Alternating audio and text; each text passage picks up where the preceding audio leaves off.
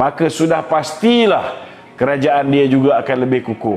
Sudah pasti rakyat berterima kasih kerana apa yang rakyat minta dipenuhi oleh kerajaan yang prihatin, dan dia punya kedudukan juga kukuh kerana dengan duit yang dijangkakan sebanyak 6.34 bilion ringgit yang sepatutnya digunakan untuk membayar pinjaman, duit ini digunakan untuk dibelanjakan. Maka akan ada.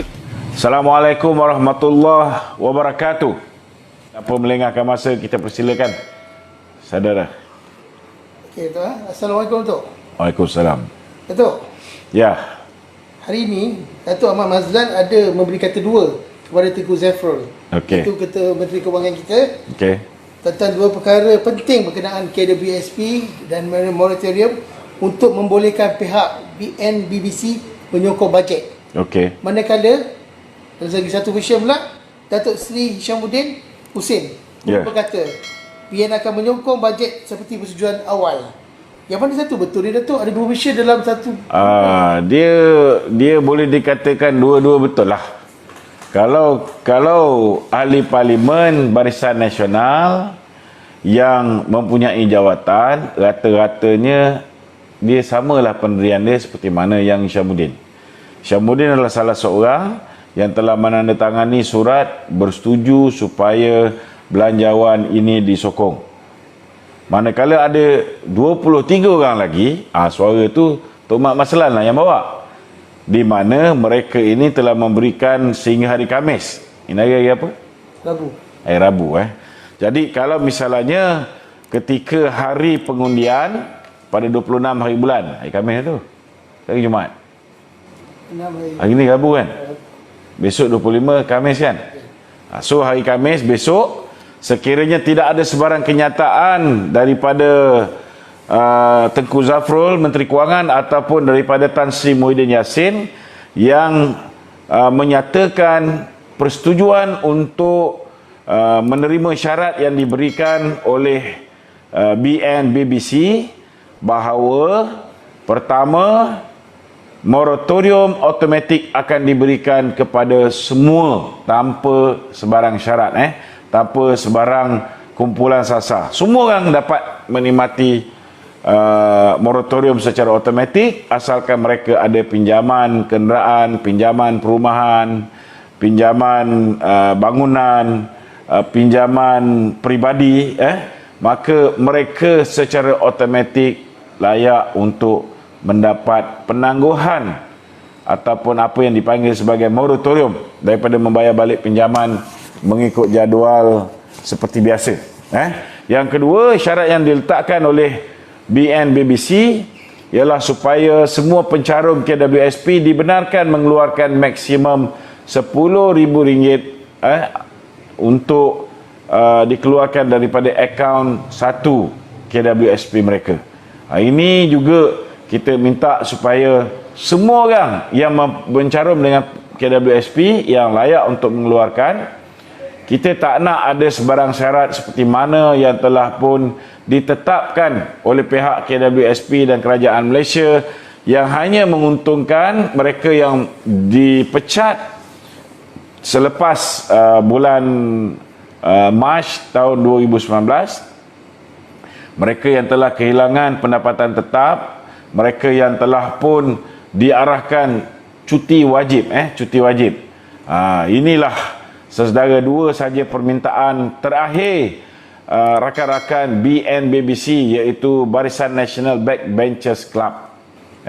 Jadi kalau dua perkara ni tidak dipenuhi, dan saya yakin ego Tan Sri Muhyiddin pun memang tidak akan sesekali tunduk dengan permintaan Barisan Nasional ini, yang mana permintaan ini datangnya daripada idea Datuk Seri Najib Tun Razak dalam menyelesaikan krisis ekonomi rakyat dan secara tak langsung membantu negara kita untuk mempunyai kecairan yang lebih di pasaran dengan menggunakan duit yang tidak perlu digunakan untuk membayar ansuran pinjaman, dan menggunakan duit daripada sumbangan yang diberikan oleh pencarum-pencarum KWSP mengeluarkan duit mereka sendiri untuk menyelamatkan, mengukuhkan kedudukan ekonomi negara.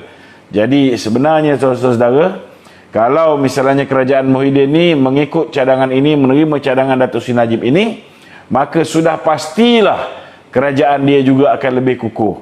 Kukuh kerana sudah pasti rakyat berterima kasih kerana apa yang rakyat minta dipenuhi oleh kerajaan yang prihatin, dan dia punya kedudukan juga kukuh kerana dengan duit yang dijangkakan sebanyak 6.34 bilion ringgit yang sepatutnya digunakan untuk membayar pinjaman, duit ini digunakan untuk dibelanjakan, maka akan ada kecairan di pasaran, maka kemampuan ataupun kuasa membeli pengguna akan meningkat, dan ini akan membantu pertumbuhan ekonomi juga.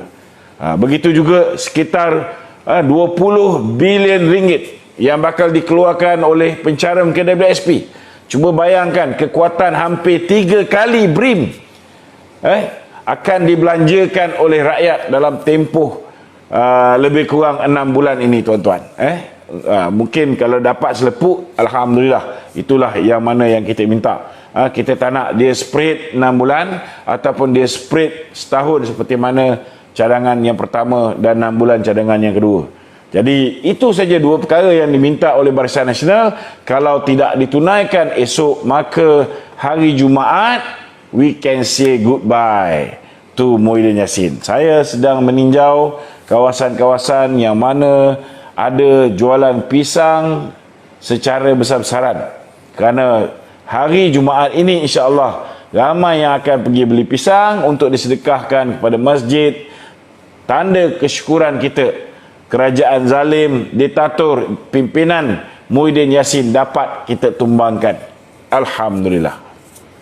Kalau Presiden merasakan bahawa mereka-mereka yang tak setia pada UMNO ni kita patut gugurkan daripada senarai calon, tu terpulang pada Presiden.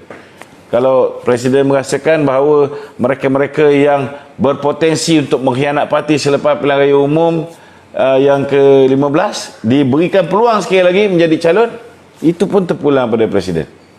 Kita tak boleh buat apa-apa, tuan-tuan. Kita hanya boleh bersuara, kita boleh mengeluarkan pendapat kita, tetapi akhirnya terletak di bahu kepimpinan UMNO, kepimpinan Barisan Nasional. Buat setakat ini, mereka sudah kembali on track. Mereka telah memberikan kata dua kepada Muhyiddin dan Tengku Zafrul. Itu satu benda yang bagi saya terbaik. Terbaik. Barulah betul UMNO dengan BN ni ada telur, kan? Bukan kita sentiasa dibuli oleh Muhyiddin ni. Ini bagi saya ini dah cukup terbaik. Tak ada masalah. Okey, Datuk. Ya. Ada tak berkemungkinan sesuatu yang di luar jangkaan akan dilakukan? Sekiranya apa yang dalam budak dibayar dekat semua ni, dia faham apa maksud, apa tindakan rakyat. Ya. Wa makaru wa makarallahu wallahu khairul makirin. Saya pun yakin bahawa Tan Sri Muhyiddin ini, kan, dia pasti ada perancangan dia juga. Tetapi maklumat terkini yang saya dapat, dia tak boleh tidur malam. Dia tak boleh tidur malam. Cuma saya pelik bini dia duduk sibuk nak buat renovation ni. Yang itu saya ada sedikit pelik. Kenapa dia boleh fikir sampai ke tahap tu? Okey, dalam keadaan politik yang kelagabut ni, tengah hari tadi Tan Sri Muhyiddin Yassin ada melawat pejabat Grab. Yang mana dia sepatutnya janganlah pergi melawat pejabat Grab. Ikut apa yang Datuk Seri Najib buat. Turun pergi berjumpa dengan pemandu teksi, turun pergi jumpa dengan pemandu Grab dekat jalan raya. Takut Covid sangat ke? Kan? Pergi jumpa dengan kaum B yang meniaga kat bawah ni. Tapi alhamdulillah lah, saya ucap terima kasih kepada kerajaan Malaysia kerana hari ini Covid sudah tidak lagi keluar selepas jam 10 malam. Covid keluar selepas 12.30 malam, tuan-tuan. Ini satu perkembangan yang positif. Saya ucap terima kasih kerana sekarang restoran sudah boleh dibuka sehingga jam 12.30 malam. Tapi lepas 12 cepat balik ke rumah kerana COVID akan keluar. Okey Datuk, saya rasa itu je. Takkan tak ada soalan daripada penonton. Okey, jangan ada kes COVID naik pula. Tuan-tuan, kes COVID naik ni tuan-tuan kena faham. Kalau data tu keluar datangnya daripada Kementerian Dalam Negeri, COVID meningkat di penjara sana, penjara sini, tuan-tuan pun tahu. Tak ada orang yang boleh pergi cek kat penjara Kajang sama ada arahan untuk lockdown penjara Kajang tu kerana COVID tidak dapat dikawal di sana. Rakan kita yang memberi maklumat dalaman, satu kes COVID pun tak ada dekat penjara Kajang. Ini saya nak beritahu. Begitu juga dengan penjara Alostar. Hari ini diumumkan ada 100 bangsa COVID di sana. Tetapi keesokan harinya hanya ada 20. Ini juga menyebabkan berlakunya rasa curiga rakyat terhadap angka-angka yang dipersembahkan oleh kerajaan.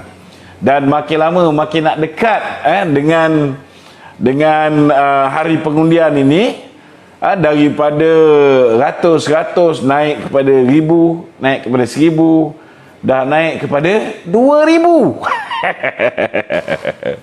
Aduh, kau buatlah apa yang kau nak buat, tapi kena ingat satu, bila kau dah tak ada jawatan nanti, kita akan tubuhkan sebuah jawatan kuasa untuk menyiasat sama ada angka-angka COVID itu benar ataupun tidak.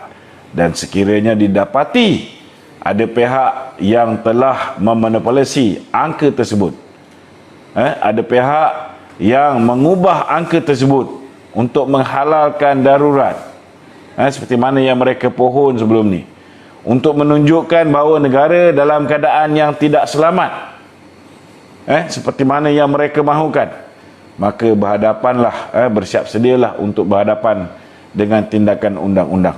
Kita akan heret kamu ke muka pengadilan. Sekian, Assalamualaikum warahmatullahi wabarakatuh.